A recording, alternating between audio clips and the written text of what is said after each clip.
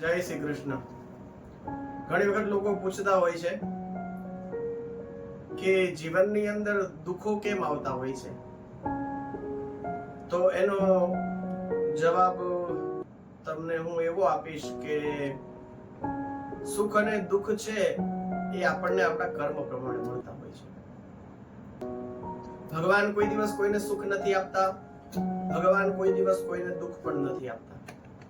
આપણા જીવનની અંદર આપણે જે કંઈ પણ ભોગવી રહ્યા છીએ એ આપણા કરેલા કર્મોના ફળ હોય છે. જીવનમાં સત્કર્મનું ફળ સુખ રૂપે પ્રાપ્ત થતું હોય છે અને પાપ કર્મનું ફળ દુઃખ રૂપે મળતું હોય છે. તો જીવનની અંદર જો સુખ જોઈતું હોય તો સત્કર્મ વધારો.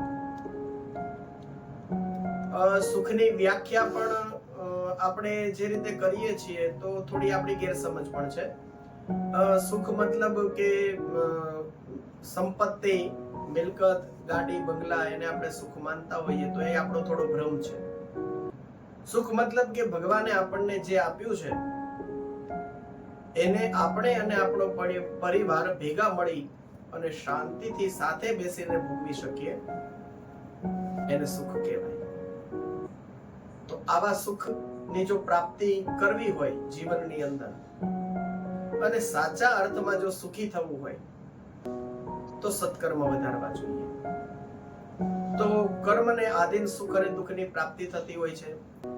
જીવનમાં જો સુખ જોઈતું હોય તો એ પણ કર્મ પ્રમાણે મળે છે અને દુઃખ જોઈતું હોય તો એ પણ કર્મ પ્રમાણે જ મળતું હોય છે. લગભગ તો જોઈતું નથી હોતું આપણે, પણ દુઃખ પણ કર્મ પ્રમાણે મળે છે અને સુખ પણ કર્મ પ્રમાણે મળતું હોય છે. તો જીવનની અંદર જેટલા સત્કર્મ છે એ પ્રમાણે તમને શાંતિની, સુખની અનુભૂતિ